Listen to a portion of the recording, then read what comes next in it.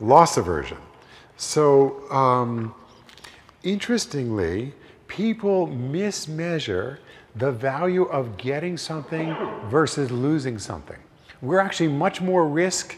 We're designed to be much more afraid of risk. Every once in a while you read an article about a really, really successful investor who just kind of like knows how to make these big bets.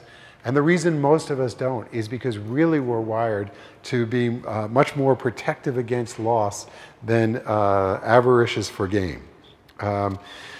Us versus them, the herd behavior and group selection. So I mentioned group selection before, but herd behavior, we are deeply wired to kind of do what others do.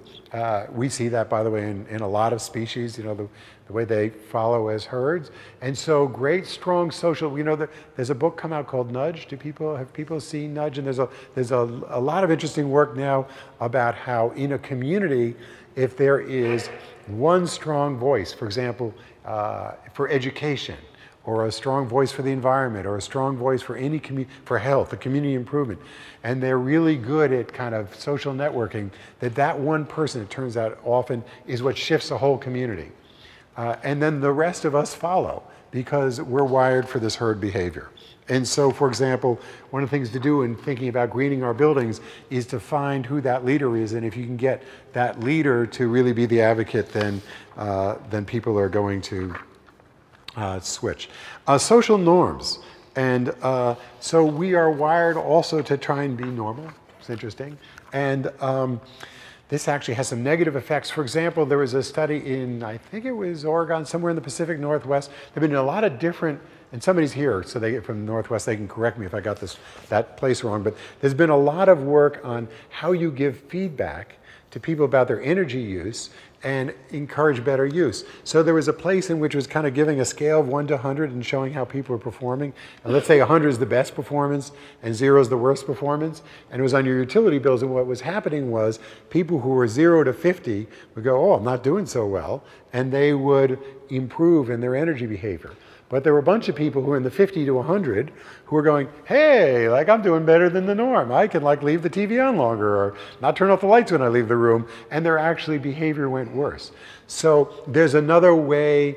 So what we've learned from that is you need other messaging. So for example, remember the United Way thermostats that show how you're getting towards 100? So something that shows, that doesn't have a norm in it, but has like an aspiration that shows how close you're getting to the aspiration, is actually a better communicator than one would drive people towards mediocrity. And the last effect I'm going to talk about is the framing effect.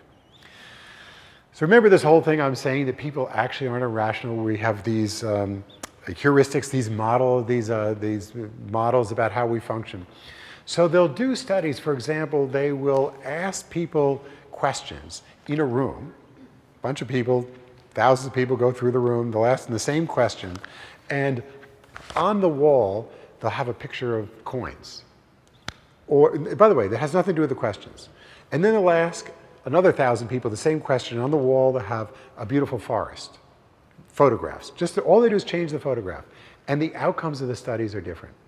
Simply by being in a room, seeing dollars and coins, it automatically puts you in a frame of mind that is more self-centered and economic, puts you in a room with photographs of nature, and it puts you in a different frame of mind.